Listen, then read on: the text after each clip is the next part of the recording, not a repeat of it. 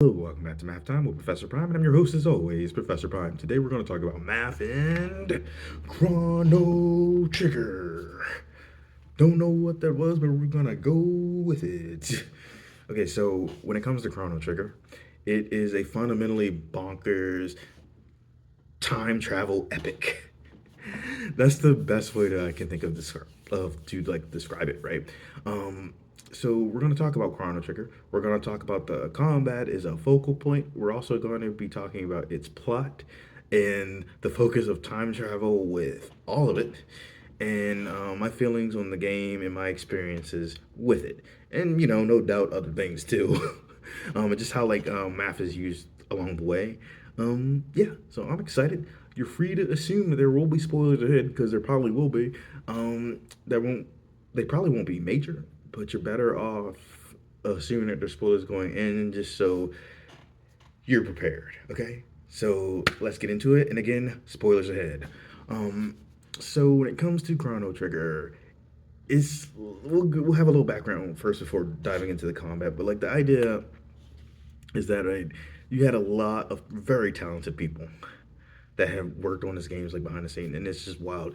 Some of those people were from Final Fantasy, right? Some of those people had worked on Dragon Quest, right? And one of those people who had worked on Dragon Quest was Akira Toriyama, Dragon Ball series creator Akira Toriyama, and that is dope. All right, that's just yeah, because if you've followed my work for long enough, and it probably won't take long, then you'll know that I'm a big Dragon Ball fan. So for me, that was a bonus when playing Chrono Trigger. And so yeah, that's pretty cool. So a lot of really talented people came together and make this awesome game. In and of itself, it's an excellent RPG, just from a combat standpoint and how you navigate things. But then you have the idea of like time travel and how it's used and how immersed it is in the story, and it kind of takes it to another level. And so I want to get into all of that, and we'll start with the combat. So on the very, very base level, and I've talked about this in other videos, but the idea is, right, you're dishing out damage while trying to not take it.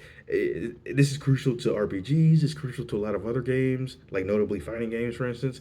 But that's something that's inherently mathematical. And then you just kind of expand from there, right? Because like you're trying to dish out damage, you're trying to take your opponent's health from 100% to 0%, and you're trying to maintain your health. Ideally, you'd be at 100% by the time things are done, but the idea at a minimum is to not get to 0%, right? And if damage is coming your way, you want to, if you can't avoid it, you want to negate it, recover from it. Um, Things like that, right?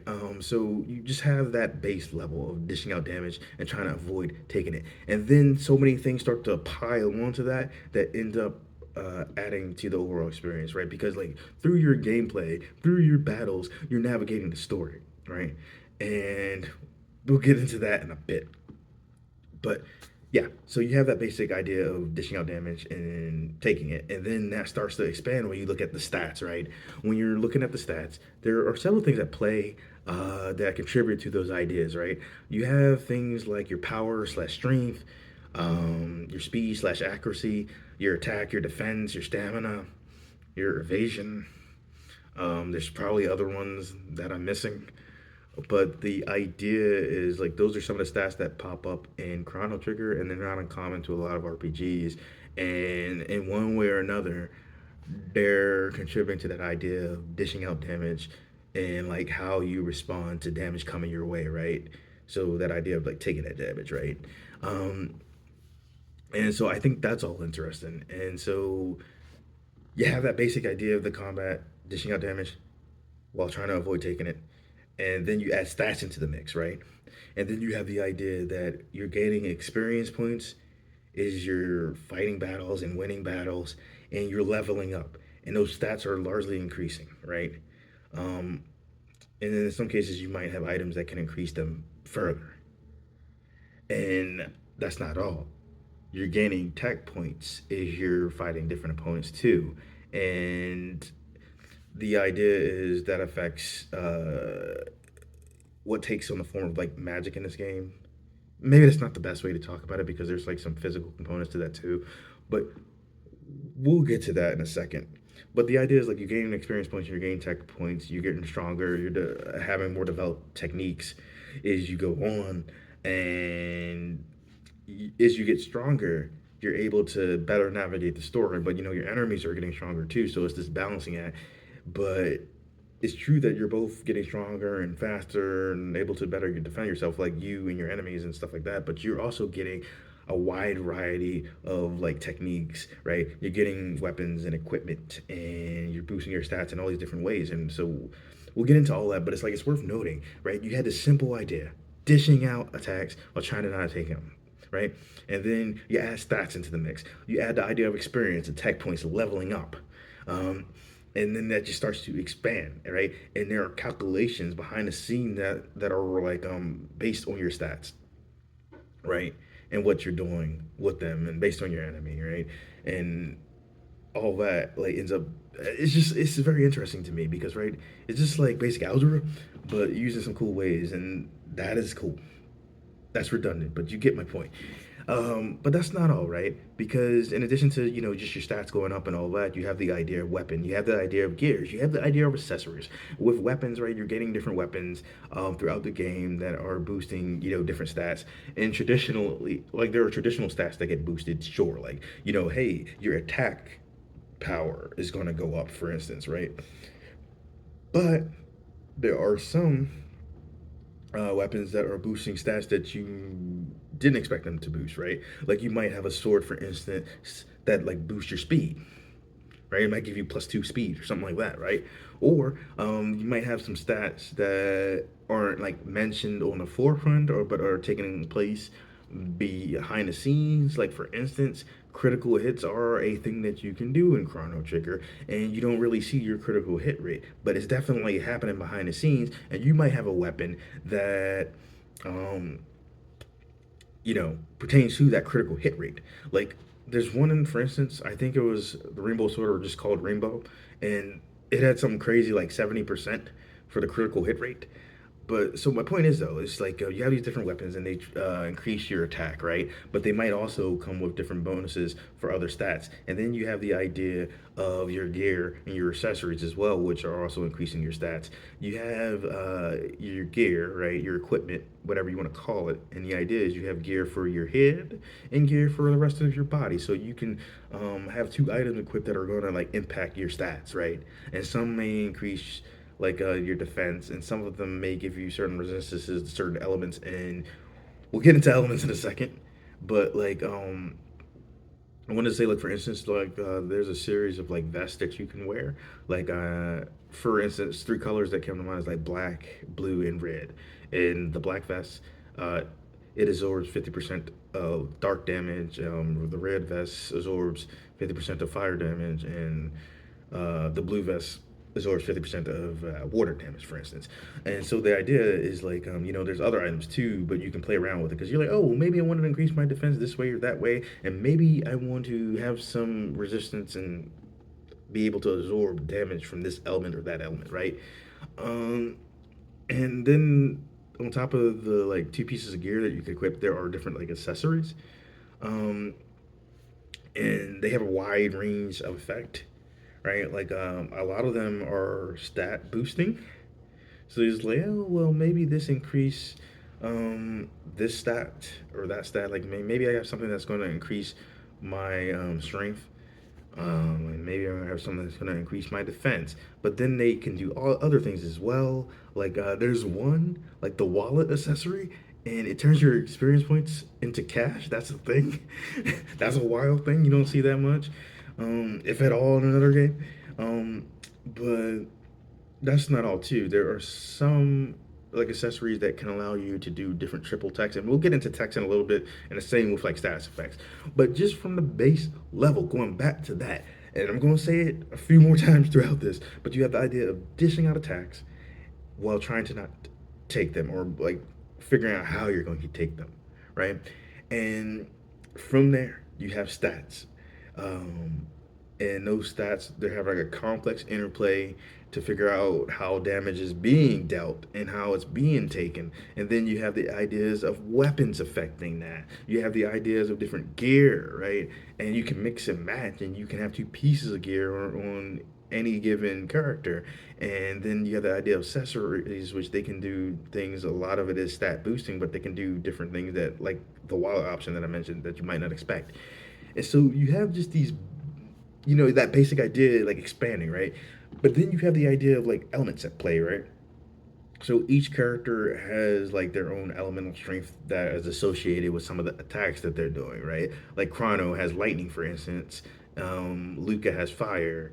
Uh, Glenn slash Frog has water, for instance. Those are the three that come to mind. I use that party a decent amount. Um, so like and they might have certain strengths or certain weaknesses associated with those elements and how they're interacting with different opponents. So you have that idea of elements at play, right? And then on top of that, you have different status effects, right?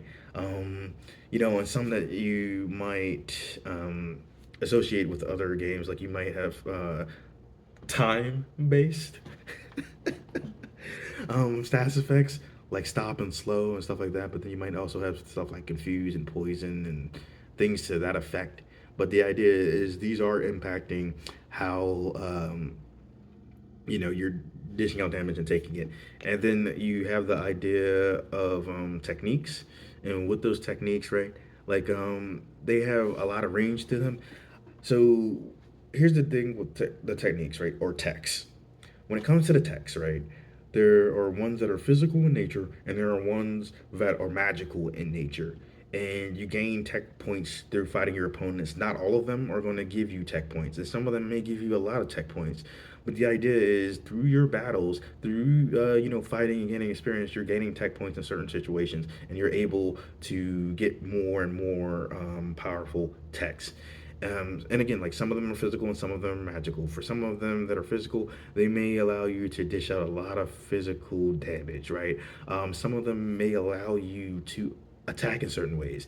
You might be able to like attack someone that's opponents that are in a line, right? Or you might have a larger area of effect, right? And these are things like along with everything else that I mentioned that are mathematical in nature, right? And so you have that idea with physical text, right? And then with magical text, it's like the elemental stuff, right? Like for Chrono, for instance, his are like lightning based. But you might also have something like life where you can revive your opponents. And so there are different ones where it's like, yes, some of them are elemental in nature, but some of them are regarding like status effects or being able to revive your fellow playable characters, right? Um, so there's a lot of range to them, but the idea is like you have ones that are physical in nature and ones that are magical in nature. And is you're battling, you have the idea of your HP and your MP. And with your HP, it's that idea that it's like the amount of damage that you can take, and you want to keep that at full or be able to recover, right? And your opponents have their thing with that too, right?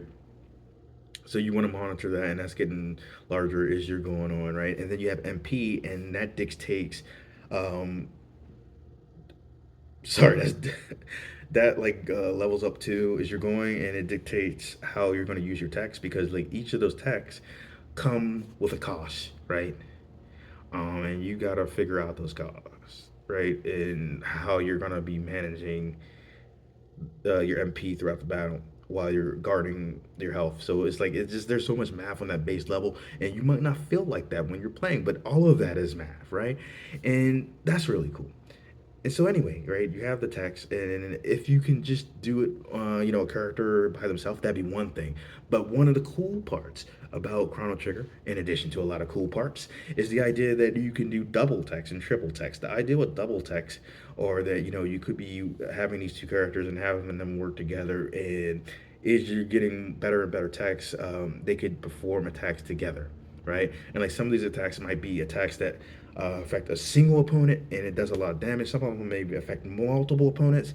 Some of it may be like multiple opponents that are in a line, and some may just have really big areas of effect. And that idea of like being able to attack multiple opponents in a line or having your area effects be like active parts of the game, that's math and that's part of Chrono Trigger. Um, so you have those ideas, and then like triple tech.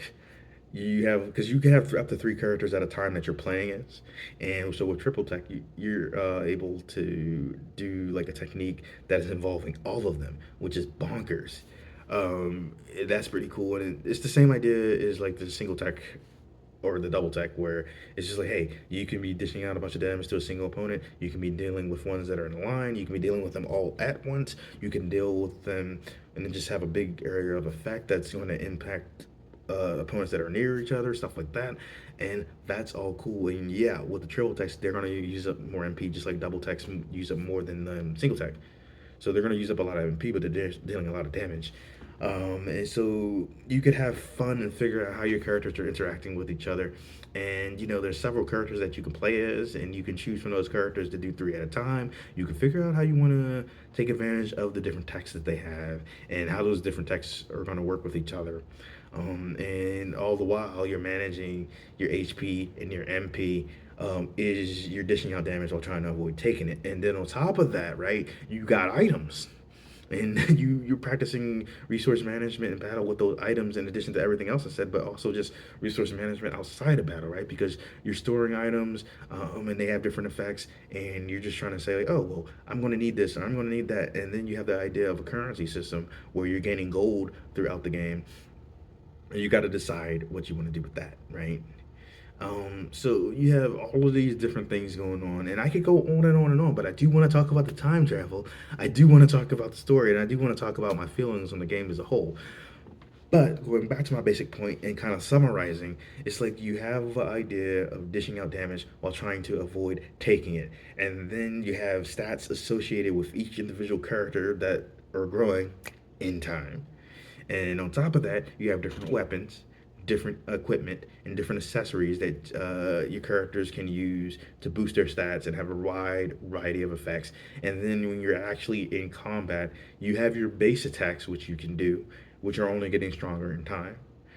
But you have different texts that you can use, and sometimes these texts are physical attacks, and sometimes they're magical in nature, whether we're dealing with something elemental or something that is dealing with a stats effect or reviving another character. Whatever the case may be, it's all math. You're all adding to this, and you're practicing a lot of resource management in and out of battle as you progress. And here's the kicker: is you're getting stronger in battle, is you're getting more experiences, right? Is you are growing, your character is growing. As your character is growing, you are growing. And as you explore this interactive like way to practice and build empathy, which is a cool element of video games, you are progressing throughout the story. And what a story it is, right? Time travel is a big part of the story. It starts off strong. It wastes no time in introducing the idea of time travel. And you start in like 1000 AD, but you jump around several spots. Like, as far as the range goes, it's like you go as far back as 65 million BC, and as far in the future is 2300 AD.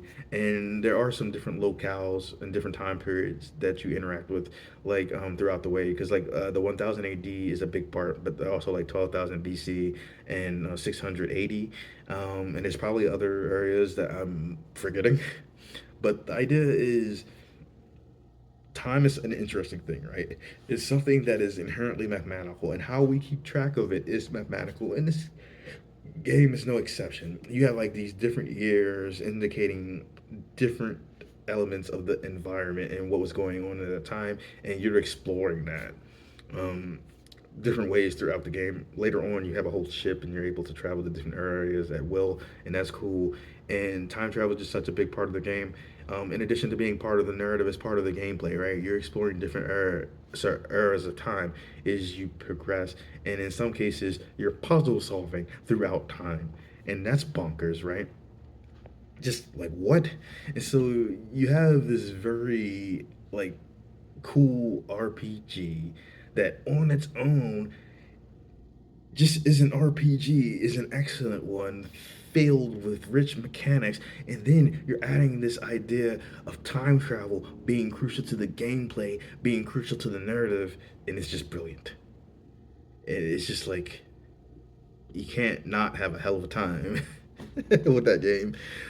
But seriously, right? Like, there's a lot going on with it, and I dig it. And it's all math. And not only is there math and everything I said involving, well, everything up until this point, there's math in the programming, right? Math in the marketing, math in the money that it made, the units that it sold, math in the character design, math in the scaling of the characters and the environments, math in the environments themselves, math in the scope of it all, and math and just having these different eras of time represent different things about the location and the world that you're in. And then you have like this temporal enemy. The alien known as Lavos. Now, when I first played Chrono Trigger, I wasn't feeling Lavos is a villain, because it's not the kind of villain that has like a personality per se, right? It's a force of nature villain. But over time, and yes, I realize I'm making that joke several times. Um, the thing is, like, over time, Lavos has grown on me because like it's a force of nature. It's an existential threat that is felt throughout time and in different spaces. And it's an alien from space, but that's a whole other thing. But my point is, right, it's this existential temporal threat, right? And that's wild to me. And what's really cool is you could actually take on Lavos pretty early in the game, but just to be clear, it's a horrible idea because your body, now if you're curious, that's absolutely fine. But just know that if you get a game over, that is okay. The idea is like Lavos is going to be tough. But yeah, so it's like you can fight Lavos earlier on, but it ends up being like a really cool experience though because like the game overall because right not only are you traveling through time but the party members that you accrue are from different time periods and like sometimes right because you have like your people in the beginning that were from the same time but then as they're traveling through time they're accruing other people like you're accruing people as they're accruing people um, and that's just really cool to me.